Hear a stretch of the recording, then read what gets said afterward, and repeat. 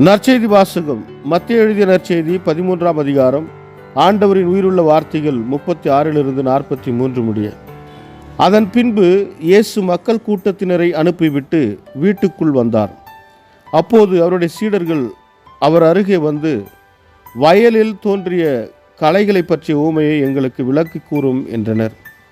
அதற்கு அவர் பின்வருமாறு கூறினார். நல்ல விதைகளை விளைப்பவர் மானிட மகன். வயல் இவ்வுலகம். நல்ல விதைகள் கடவுளின் ஆட்சிக்குட்பட்ட மக்கள். களைகள் தீயோனைச் சேர்ந்தவர்கள்.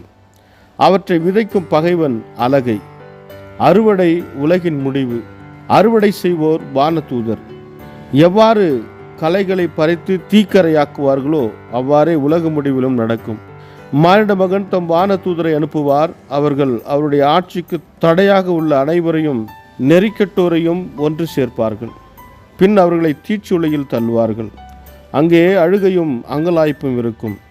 அப்போது நேர்மையாளர் தம் தந்தையின் ஆட்சியில் கதிரவனைப் போல் ஒளி வீசுவர். கேட்க செவியுள்ளோர் கேட்கட்டும். இது வாழ்வுதரும் கிறிஸ்துவின் நற்செய்தி. கிறிஸ்துவே உமக்கு புகழ். ಮತ್ತಾಯ ಅಧ್ಯಾಯ 13 ವಚನ 36ರಿಂದ 43ರವರೆಗೆ. ನಂತರ ಯೇಸು ಜನರನ್ನು ಬಿಟ್ಟು ಮನೆಯೊಳಕ್ಕೆ ಹೋದನು. ಆತನ ಶಿಷ್ಯರು ಆತನ ಬಳಿಗೆ ಬಂದು, ಹೊಲದಲ್ಲಿರುವ ಹಣಜಿಯನ್ನು ಕುರಿತಾದ ಸಾಮ್ಯದ ಅರ್ಥವನ್ನು ನಮಗೆ ವಿವರಿಸು ಅಂದರು. ಯೇಸು ಹೀಗೆ ಉತ್ತರಿಸಿದನು. ಹೊಲದಲ್ಲಿ ಒಳ್ಳೆಯ ಬೀಜವನ್ನು ಬಿತ್ತುವನೇ ಮನುಷ್ಯಕುಮಾರನು. ಆ ಹೊಲ ಈ ಲೋಕವಾಗಿದೆ. ಒಳ್ಳೆಯ ಕಾಳುಗಳೇ ಪರಲೋಕ ರಾಜ್ಯಕ್ಕೆ ಸೇರಿದ ದೇವರ ಮಕ್ಕಳು. ಕೆಡುಕಿನ ಸಂಬಂಧಪಟ್ಟವರೇ ಹಣಜಿಗಳು. ಹಣಜಿಯನ್ನು ಬಿತ್ತಿದ ವೈರಿಯೇ ಸೈತಾನ. ಸುಗ್ಗಿಕಾಲ ಅಂದರೆ ಲೋಕದ ಅಂತ್ಯಕಾಲ ಕೂಡಿಸುವ ಕೆಲಸಗಾರರೇ ದೇವದೂತರು. ಹಣಜಗಳನ್ನು ಕಿತ್ತು ಬೆಂಕಿಯಲ್ಲಿ ಸುಟ್ಟು ಬಿಡುತ್ತಾರೆ. ಈ ಲೋಕದ ಅಂತ್ಯದಲ್ಲಿ ಆಗುವುದಂತೂ ಇದೆ. ಮನುಷ್ಯಕುಮಾರನು ತನ್ನ ದೂತರನ್ನು ಕಳುಹಿಸುವನು. ಆತನ ದೂತರು ಪಾಪಕ್ಕೆ ಕಾರಣರಾದ ಮತ್ತು ಕೇಡು ಮಾಡುವ ಜನರನ್ನೆಲ್ಲ ಕೂಡಿಸುವರು. ಅವರನ್ನು ಆತನ ರಾಜ್ಯದಿಂದ ಹೊರಗೆ ಹಾಕಿ ಬೆಂಕಿಯ ಸ್ಥಳಕ್ಕೆ ಎಸೆದು ಬಿಡುವರು. ಅಲ್ಲಿ ಅವರು ಗೋಳಾಡುತ್ತಾ ನೋವಿನಿಂದ ತಮ್ಮ ಹಲ್ಲುಗಳನ್ನು ಕಡಿಯುವರು. ಒಳ್ಳೆಯವರಾದರೂ ಸೂರ್ಯನಂತೆ ಪ್ರಕಾಶಿಸುತ್ತಾ ತಮ್ಮ ತಂದೆಯ ರಾಜ್ಯದಲ್ಲಿರುವರು. ನನಗೆ ಕಿವಿಗೊಡುವ ಜನರೇ ಆಲಿಸಿರಿ. ದೇವರ ವಾಕ್ಯವಿದು.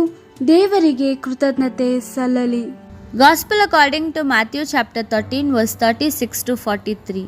Then he sent the crowds away and went into the house, and his disciples came to him saying, "Explain to us the parable of the weeds in the field." Jesus said to them, "The one who sows the good seed is the Son of Man. The field is the world. The good seed is the people of the kingdom. The weeds are those who belong to the evil one. The enemy who sows them is the devil. The harvest is the end of time, and the workers are the angels. Just as the weeds are pulled up and burned in the fire, that is how it will be at the end of time. The Son of Man will send his angels, and they will weed out of his kingdom all that is scandalous and all who do evil. And these will be thrown in the blazing furnace, where there will be weeping and gnashing of teeth. Then the just will shine like the sun in the kingdom of their Father. If you have ears, then hear."